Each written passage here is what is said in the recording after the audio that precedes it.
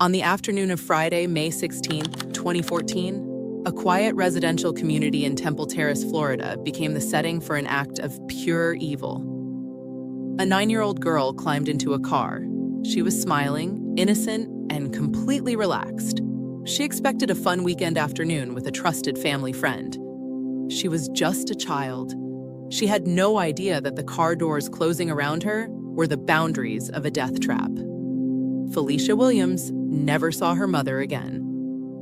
Less than 60 hours later, on the afternoon of Sunday, May 18th, 2014, the humid air off the Courtney Campbell Causeway in Clearwater, Florida, carried a distinct scent. In the shallow water bay, floating naked among the mangroves, lay the bruised body of a 9-year-old child. Her skull was fractured from a heavy blow. Her small frame bore the clear marks of violent sexual abuse. Deep bruises formed a ring around her neck, where human hands had squeezed the life out of her. The weight of this true crime story lies in the profound betrayal that made it possible. A mother trusted a close friend. That friend trusted a stranger. And that stranger turned a regular afternoon into a living nightmare. He carried a child's body out of an apartment building inside a commercial suitcase. He drove 17 miles across the city just to cast her into the ocean. Today, we are visiting the heartbreaking case of Felicia Williams. This is a journey through a dark web of manufactured stories, digital forensic trails, a compromised witness, and the final judicial verdict that sent a predator to Florida's death row. If you believe in looking closely at the raw facts of these cases and standing up for the memory of children who were failed by the people around them, please take a second to subscribe to the channel. Turn on notifications, tell us where you are watching from, and stay with us. We must ensure that Felicia's name is never forgotten. The neighborhood of Temple Terrace seemed peaceful on the surface. It was a place where children played on manicured lawns under the warm Florida sun. But on May 16th, 2014, that sense of safety dissolved into absolute terror. To see how this tragedy unfolded, we have to look back to the very beginning of her life. Felicia Nicole Williams was born on December 9th, 2004. From the moment she arrived, she was the light of her family's world.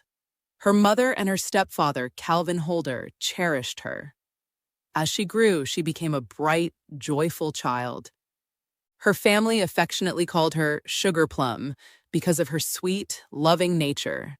She brought pure energy into her household, but her world was about to cross paths with a dangerous dynamic. It all started because of a decision made by a 23-year-old woman named Ebony Wiley. Wiley was close with Felicia's mother. She was someone the family considered a protector. On that Friday afternoon, Ebony Wiley pulled up to the Williams home in Tampa. Sitting in the vehicle with her was her boyfriend, a 35-year-old man named Granville Ritchie. Ritchie was an immigrant from Kingston, Jamaica. He carried a dark, hidden criminal past that the family knew nothing about. They only saw Ebony. They trusted her completely. They handed over their beautiful 9-year-old girl for a normal afternoon outing, and they watched the car pull away from the curb. The group stopped briefly at a fast food restaurant to buy Felicia some food. It was a regular routine meant to keep the child comfortable. From there, they drove 10 miles northeast to the Doral Oaks Apartments on Tanglewood Lane in Temple Terrace, where Ritchie stayed with his mother. They walked up the stairs, entered the apartment, and closed the door. Within minutes of their arrival, a dark reality began to take shape. Around 4:50 p.m., Ebony Wiley decided she wanted to leave the apartment to buy marijuana. Initially, she planned to take Felicia with her in the car, but Granville Ritchie stepped forward. He spoke smoothly. He convinced Wiley that there was no reason to drag the little girl along on a drug buy. He told her to leave Felicia behind in the room. He promised he would look after her. Ebony Wiley agreed. She turned around, left the residence, and walked out to her vehicle. She left a vulnerable 9-year-old child completely alone with a predator. The clock read exactly 4:50 p.m. A countdown began.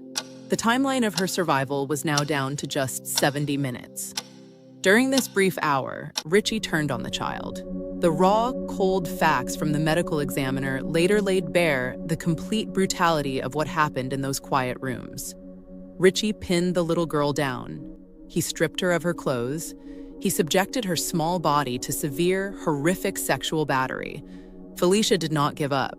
She fought back with everything she had. The forensic pathologist noted that she sustained deep, extensive, blunt force trauma to her head. There were internal and external injuries across her body from the sheer force of the assault. When her screams threatened to expose what he was doing, Ritchie stopped her voice. He placed his large hands around her neck. He applied a steady, crushing pressure. He squeezed so hard that he fractured the delicate internal bones and cartilaginous structures deep inside her throat. He held her down against the floor until the struggling stopped. He held her until her breathing ended completely. The clock ticked forward. It was now 6 p.m. Ebony Wiley pulled back into the parking lot of the Doral Oaks apartments. She walked up the concrete steps and knocked on the door. When the door opened, the air inside felt heavy and altered. Granville Ritchie stood there. He was completely shirtless. His skin was slick with sweat. He was breathing heavily, pacing back and forth, his eyes wide and panicked. Wiley looked past his naked shoulders. The living room was empty. Felicia was nowhere to be seen. Wiley demanded to know where the little girl was. Ritchie did not hesitate. He had already manufactured a smooth lie. He claimed that while Wiley was away, he had given Felicia some cash because she wanted to walk down to the nearby CVS store to buy some candy. He looked her in the eye and claimed the 9-year-old had simply never returned. Instead of screaming for help, instead of immediately dialing 911, Ebony Wiley let panic dictate her choices. She knew she had left a child alone to participate in an illegal drug deal. Ritchie used that fear against her. He convinced her that they needed to handle this quietly. He told her they should search the neighborhood themselves before involving the police. The two spent the next several hours walking around the complex. They walked through the darkening streets of Temple Terrace, pretending to look for a missing child. They called out her name into the humid night. But it was all a calculated performance.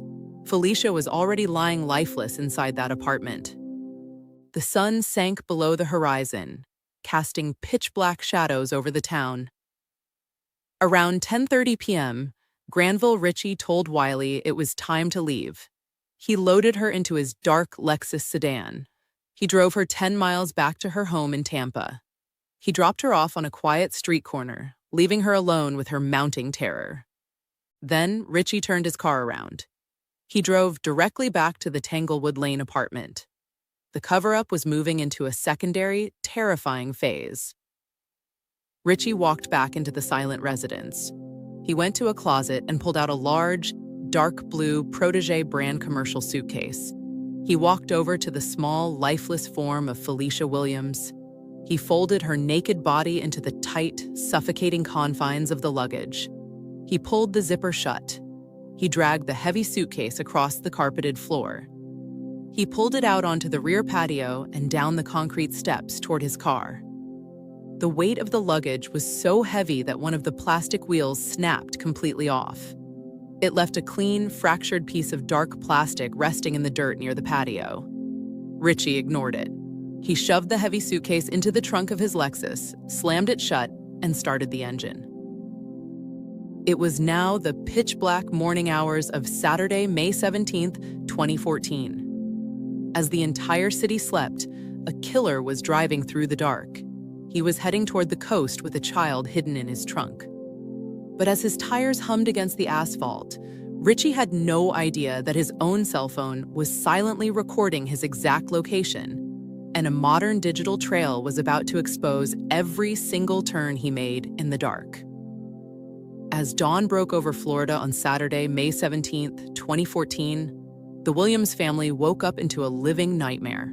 Felicia had not returned home. Ebony Wiley was giving strange, empty answers about where the little girl was. Her phone calls were frantic. Her excuses made no sense. Felicia's mother felt a cold panic setting in. She knew her daughter would never stay away this long. Terrified, she called the Temple Terrace Police Department. She reported her 9-year-old daughter missing. When detectives arrived to interview Ebony Wiley, her story fell apart within minutes. She was trembling. Her eyes darted around the room. She gave the officers a completely manufactured lie. She claimed she had taken Felicia to the apartment, and while she was in the bathroom taking a shower, Felicia had simply walked out and vanished. Detectives pressed hard on the timeline. They asked who else was inside that apartment. Wiley lied again. She was desperate to keep Granville Ritchie's name completely out of the police notes. But her story was full of holes. She could not explain the massive time gaps. She could not explain why she waited over 12 hours to call for help. By Saturday afternoon, the police had enough of the lies. They arrested Ebony Wiley. They charged her with providing false information to law enforcement during a capital missing person investigation. They locked her in a county jail cell. The community was left wondering what dark secret she was trying to protect. While Wiley sat behind bars, a massive search grid rolled out across Temple Terrace. Volunteers, K-9 units, and police helicopters swarmed the woods. They searched the muddy retention ponds. They checked the dark alleys near Tanglewood Lane. They were looking for a missing child in a bright shirt and shorts. They had no idea they were looking in the wrong county.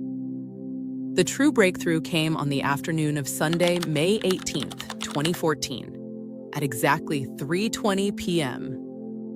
A group of boaters was moving through the water just off the Courtney Campbell Causeway in Clearwater, Florida. The causeway is a long, isolated stretch of highway. It is surrounded by deep water on both sides.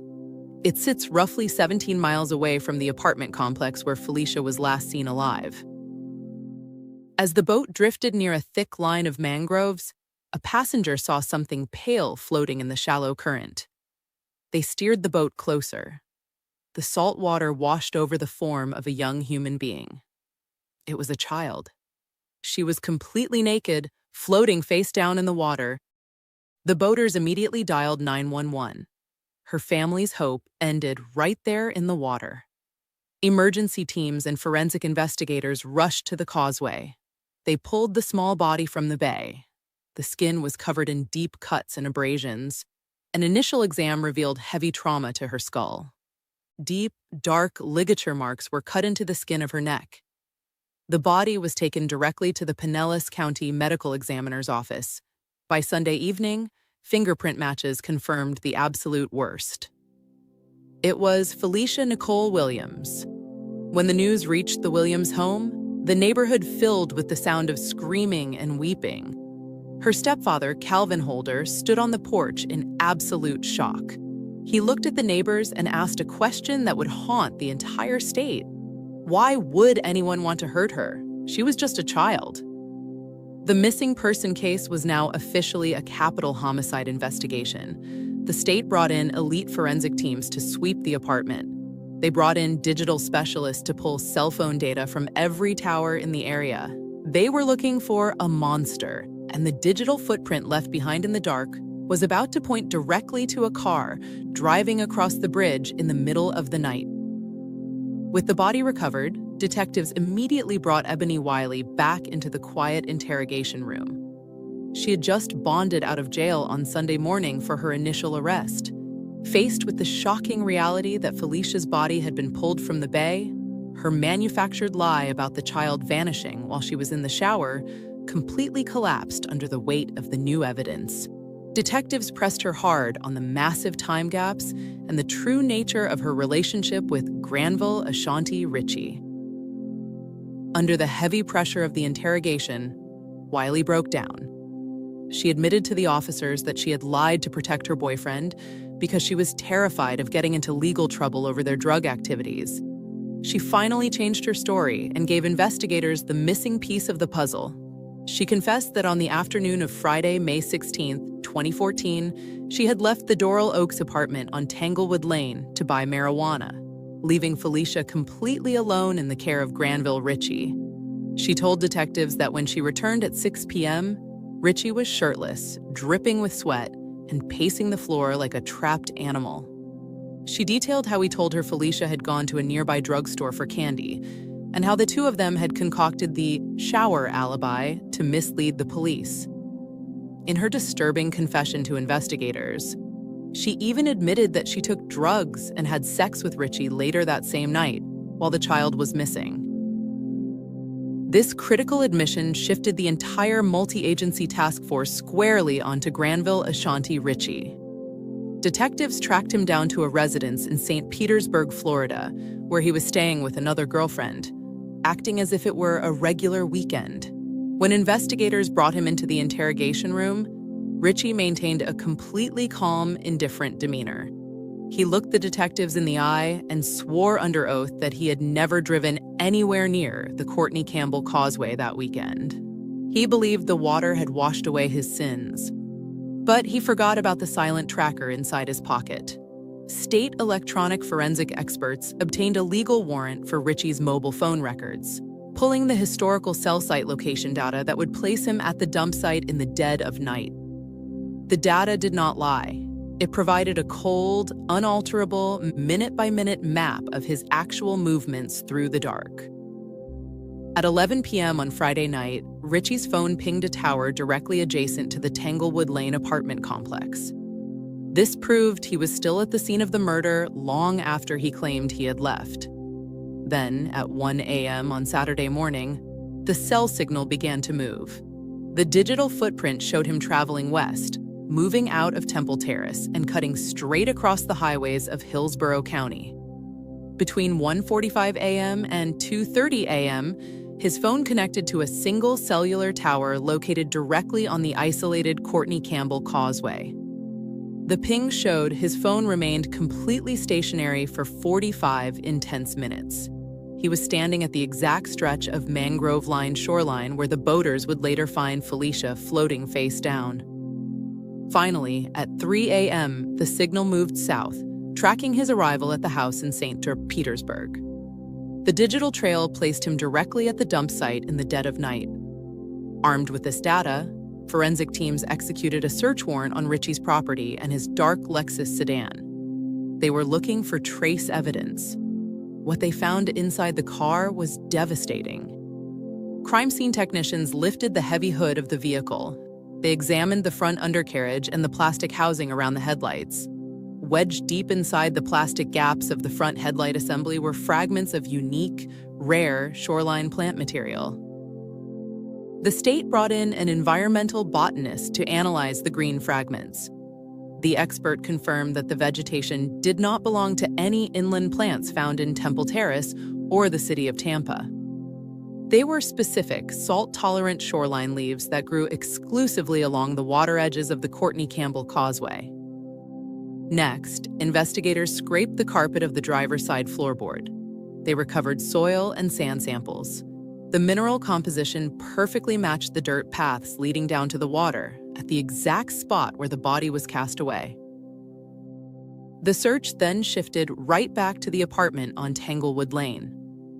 Technicians used high-intensity forensic lights across the rear patio and the carpeted living room. They found clear indentations on the floorboards. The marks showed where a heavy, wheeled object had been dragged under significant weight. And there, resting in the soil just off the edge of the patio, they found a small piece of dark plastic. It was a broken structural wheel support from a Protégé brand commercial suitcase. Inside the home, they recovered a matching broken zipper pull that had been violently torn away from the fabric. The state now had the complete timeline.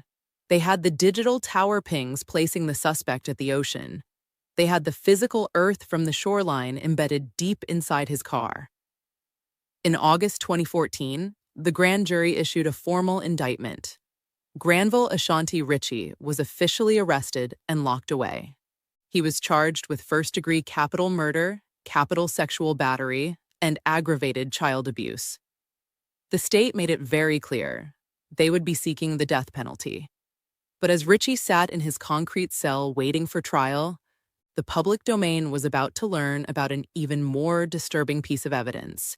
a seconds-long audio recording that would completely shatter any lingering doubts about what happened during those 70 minutes of absolute silence. It took 5 long, agonizing years for the state of Florida to bring Granville Ashanti Ritchie to trial. Legal delays, defense motions, and psychological evaluations dragged the process out. For 2,310 days, Felicia's mother sat in the courtroom gallery. She sat there completely broken, waiting for the legal system to address the loss of her little girl.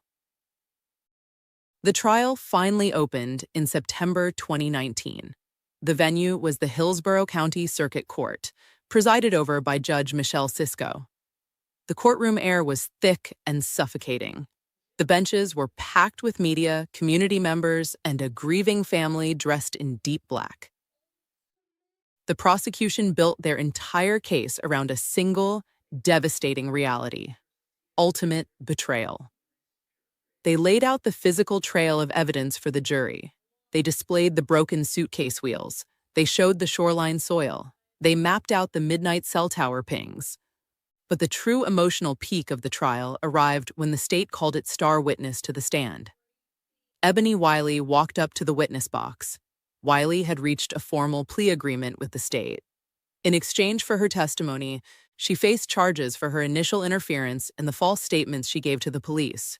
But now she was legally required to tell the raw, unvarnished truth about what happened inside that apartment. As she took the stand, she was visibly trembling. Her voice shook with a heavy, unstable emotion. She completely refused to look across the room at Granville Ritchie. Ritchie sat at the defense table, his face entirely blank and indifferent. Under direct examination, Wiley took the jury back to the afternoon of Friday, May 16, 2014. She admitted that she was the one who drove Felicia away from her safe family home. She wept openly as she recalled the exact moment Ritchie looked her in the eye on the apartment sofa. She described how he smoothly convinced her to leave the 9-year-old child behind, while she went down the street to buy drugs. "I trusted him," she whispered into the silent courtroom. "I never thought he would hurt her." She described her return to the apartment at 6 p.m. She told the jury how she found Ritchie completely shirtless, dripping with sweat, and pacing the floor like a trapped animal. She detailed the lie he told about the CVS candy run. She admitted that her own terror of getting into legal trouble stopped her from picking up the phone and calling 911 immediately. She let the clock run out while Felicia lay lifeless just feet away. The defense attorneys launched a brutal cross-examination. They hammered Wiley on her extensive history of deception. They pointed out that she had given 3 completely different versions of events to investigators during the first 48 hours of the missing person case. They argued to the jury that Wiley was simply changing her story to escape a massive prison sentence. They claimed she was pinning her own negligence on Ritchie to save herself. But the prosecution stood firm. They showed that Wiley's final, weeping testimony aligned perfectly with the objective, cold, digital facts. Her timeline of when she left and returned matched the exact data logs of the wireless towers. Her description of Ritchie's frantic, sweating state fit the timeline of a killer trying to hide a body before the sun came up. The state then called the medical examiner to the stand. The room went completely cold as graphic, technical details from the autopsy filled the air. The raw medical facts were unalterable. Felicia had been subjected to severe physical trauma before her airway was crushed. She did not pass away quickly. She died a slow, painful death in that room while the person who was supposed to protect her was driving around looking for drugs. On September 25, 2019, after a grueling 2-week trial, the case was officially handed over to the jury. The 12 citizens walked into the deliberation room. It took them just 4 hours to reach a decision. They walked back into the courtroom, looked at the defendant, and delivered a unanimous verdict. Guilty on all counts of first-degree capital murder, capital sexual battery, and aggravated child abuse. The conviction was secured. But the absolute climax of this legal battle was still to come. The jury was about to re-enter that room to decide if Granville Ritchie would pay for the life of Sugar Plum with his very own execution. On Friday, September 27, 2019, the 12 members of the jury walked back into the Hillsborough County courtroom. Their task was heavy. In the state of Florida, a death sentence requires an absolute, unanimous vote from every single juror. If even one person hesitated, the killer would escape the ultimate penalty. The defense attorneys pleaded for mercy. They spoke about Ritchie's childhood in Kingston, Jamaica. They argued that spending the rest of his natural life inside a maximum security cage was punishment enough. But the prosecution stood before the jury box and asked them to look closely at the sheer depravity of the crime scene. They laid out the facts one last time. They spoke of the age of the victim, the violent sexual battery, and the cold, calculated manner in which he packed a 9-year-old child into a dark suitcase and threw her into the saltwater bay. The prosecutor argued that these brutal details demanded the ultimate sentence available under the law. The jury locked themselves away. They deliberated in secret. When the door finally opened and they filed back into the room, their decision was absolute. The vote was 12-0, a unanimous recommendation for the death penalty. Due to a series of legal delays and structural court shutdowns throughout 2020, the formal final sentencing phase was pushed back to the morning of Friday, September 11, 2020. On that day, Circuit Judge Michelle Cisco ordered Granville Ashanti Ritchie to stand up and face the bench. But before the judge pronounced the sentence, Felicia Demerson, the grieving mother of Sugar Plum, stepped up to the wooden podium. She was dressed completely in black. Her voice shook with a profound, breaking sorrow. She turned her body and looked directly into the face of Granville Ritchie. Ritchie remained entirely motionless, his hands resting at his sides.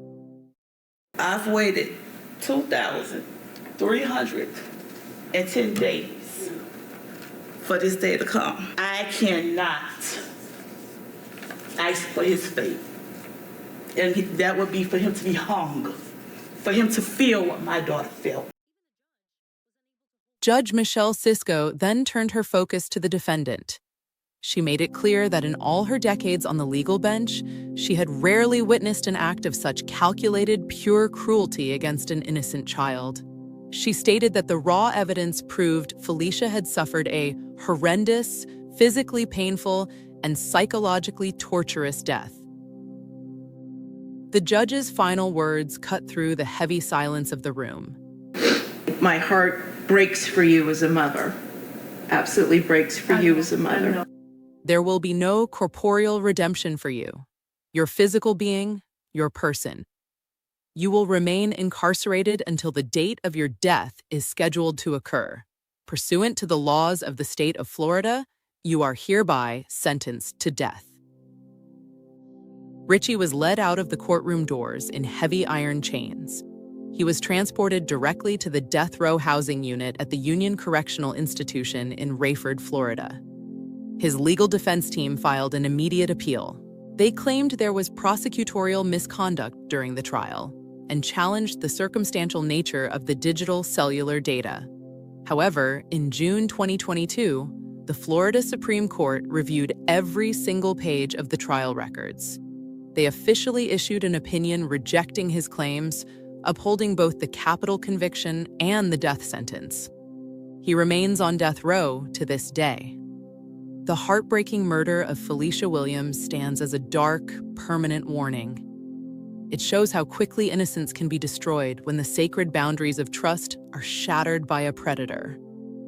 A 9-year-old girl's entire future was stolen because the adults who were supposed to look out for her failed to keep her safe, leaving a family to carry an unbearable, lifelong grief. What do you think about the legal choices made by Ebony Wiley on that hot Friday afternoon? Should our justice system place a heavier criminal penalty on individuals who leave vulnerable children alone in the care of practical strangers? Let's talk about the digital tracking evidence and the ethics of child safety in the comments section below. If you want to continue looking deeply into these criminal investigations with a strict focus on historical facts and narrative truth, please take a second to like this video, share it with others in the true crime community, and subscribe to stand with us. May Felicia Sugar Plum Williams finally rest in eternal, beautiful peace.